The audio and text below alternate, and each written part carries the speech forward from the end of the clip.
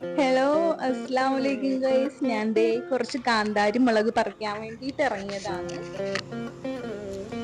ഈ മാവ് പൂക്കുന്ന സമയമാകുമ്പോൾ ഈ മാമ്പൂക്കൾ കാണുമ്പോൾ ഞാൻ ഓർമ്മിക്കുന്നത്, എനിക്ക് മനസ്സിൽ ഓർമ്മ പെട്ടെന്നുള്ള ആ പിക്ചർ എന്താണെന്നറിയാവോ?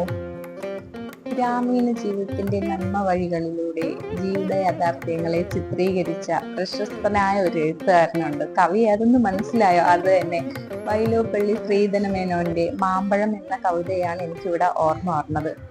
ആ കവിത പെട്ടെന്ന് പറയണില്ല, അതിന്റെ ആ ഒരു ഹെഡിങ് പറഞ്ഞുതരാം. എന്താ പറയാ, വാത്സല്യനിധിയായ അമ്മ തന്റെ മകന്റെ വേർപാടിന്റെ വേദനയിൽ നിറുന്ന ആ മാതാവിന്റെ തേങ്ങലിനെ കുറിച്ചാണ് ആ കവിയോടെ സൂചിപ്പിക്കുന്നത്. ഞാൻ ഇവിടെ ഒരു ചാമ്പ മരത്തിന്റെ തൈ നട്ടിട്ടുണ്ട്.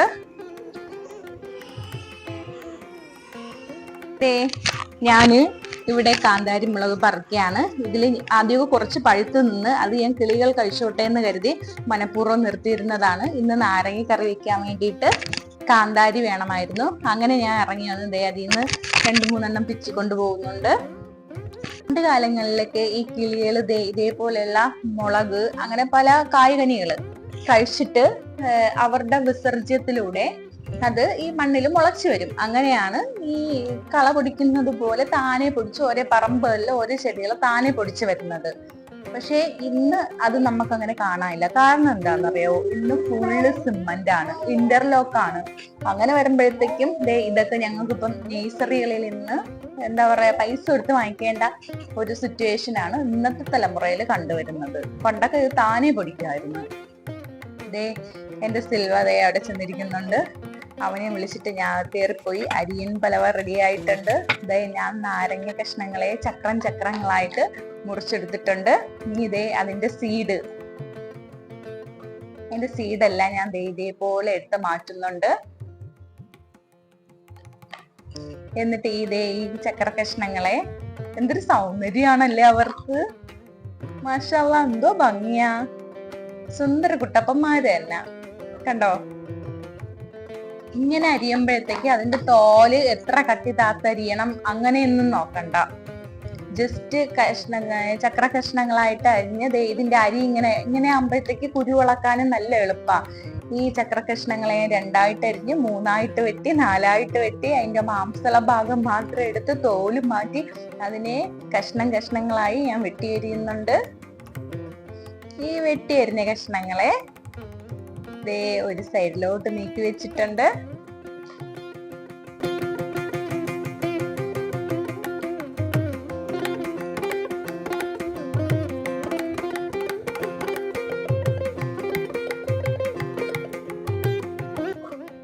കണ്ടോ, സുന്ദര കുട്ടപ്പൻ തന്നെയല്ലേ? മാഷാ അല്ലാ. യവനെ ഞാൻ 2ആയിട്ട് മുറിച്ച് 3ആയിട്ട് മുറിച്ച് 4 കഷ്ണങ്ങളാക്കി ഇങ്ങനെ അരിഞ്ഞു നോക്കോട്ടോ. അപ്പോഴത്തേക്ക് തൊലി ചെത്തി ബുദ്ധിമുട്ടേണ്ടി വരില്ല. ഇതെല്ലാം കൂടി ഞാൻ ഒരു പാത്രത്തിലേക്ക് മാറ്റിയിട്ടുണ്ട്. ഒരു ചട്ടിയിലേക്ക് മാറ്റിയതിന് ശേഷം അതിന്റെ സീഡ് ഞാൻ പറക്കി മാറ്റി വെക്കുകയാണ്. ഇത് നമുക്ക് എവിടെയെങ്കിലും പൊടിപ്പിക്കാം. ഓക്കെ, അപ്പോഴത്തേക്ക് ഞാൻ ഒരു മൺചട്ടി എടുത്തിട്ടുണ്ട്. അതിലേക്ക് ഈ നാരങ്ങ കറി വെക്കുമ്പോഴത്തേക്ക് എല്ലാവരും ശ്രദ്ധിക്കേണ്ട ഒരു കാര്യമുണ്ട്. സ്റ്റീൽ പാത്രങ്ങളിൽ വെക്കരുത്, മൺചട്ടിയിലേ വെക്കാവൂ.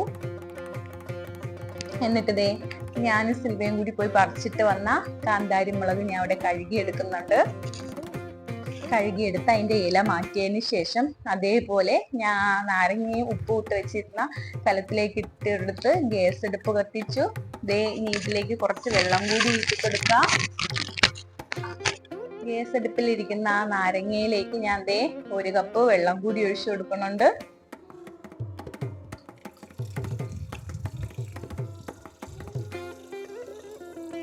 ഇനി ഇതിനെ നമുക്ക് അടച്ചു വെച്ച് വേവിക്കാം.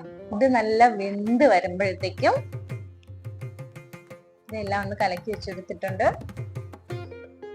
ഇനി അവ അവിടെ ഇരുന്ന് വേവട്ടെ. വെന്തിട്ടുണ്ട്. ഇനി കാന്താരി മുളകും ഇതെല്ലാം കൂടി ഒന്ന് കുഴിയൻ കറണ്ടി വെച്ച് അരഞ്ഞുടയ്ക്കാം. അപ്പോഴത്തേക്കും ഇതുപോലെ കിട്ടും.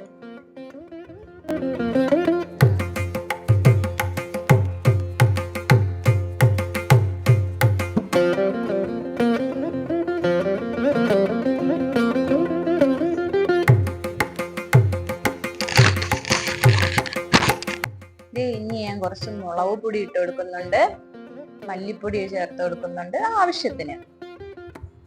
അത് കഴിഞ്ഞ് ഒരു നുള്ള് പുളിയില്ലേ, അപ്പൊ എല്ലാവരും ചോദിക്കും ഈ നാരങ്ങയിൽ പുളി ഉണ്ടല്ലോ പിന്നെ എന്തിനാ പുളി ചേർക്കുന്നതെന്ന്. പുളി ചേർക്കണം കേട്ടോ, പുളി ചേർത്താലേ ഇതിന്റെ കയ്പ്പ് മാറത്തുള്ളൂ. ഈ പലതരം നാരങ്ങയുണ്ട്, അതിൽ ഈ ഗണപതി നാരങ്ങ എന്ന് അറിയപ്പെടുന്ന നാരങ്ങയാണ് ഞാൻ ഇന്ന് കറിയൊക്കെ എടുത്തിട്ടുള്ളത് കേട്ടോ. അത് കഴിഞ്ഞ് ഉലുവ വറുത്ത് മാറ്റുന്നുണ്ട്. നെക്സ്റ്റ് ഇത് ജീരകം, അത് കഴിഞ്ഞ് കടുക്, അത് കഴിഞ്ഞ് കടുക് വറുത്തെടുത്തിട്ടുണ്ട്. അത് കഴിഞ്ഞ് ഒരു പിടി അരി കഴുകി അതിനെയും ഇതേപോലെ വറുത്തെടുത്തിട്ടുണ്ട്. അരി ഏറ്റവും ലാസ്റ്റേ വറുക്കാവൂ, പാത്രം കരിഞ്ഞു പോവും. പിന്നെ നമ്മൾ വറുക്കണതിനൊക്കെ ആ കരിഞ്ഞതിൻ്റെ ആ ഒരു ഇത് വരും. അതുകൊണ്ട് അരി ഏറ്റവും ലാസ്റ്റ് വറുക്കാൻ വേണ്ടി ശ്രമിക്കുക. ഇതെല്ലാം കൂടെ വറുത്തത് ഒരു പാത്രത്തിലേക്ക് മാറ്റി വെച്ച്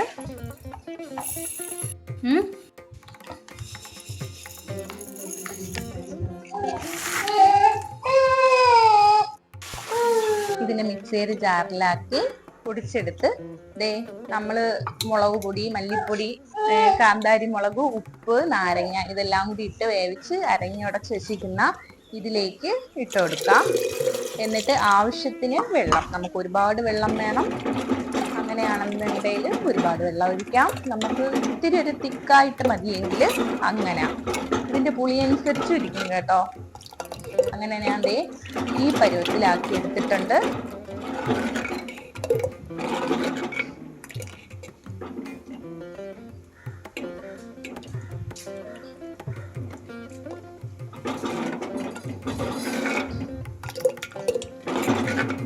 ഇനി ഇതിലേക്ക് കുറച്ച് കടുക് താളിച്ച് വയ്ക്കുക.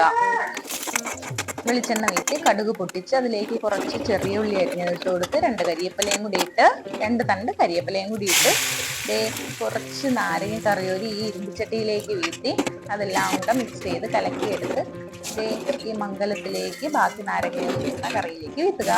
റെഡി.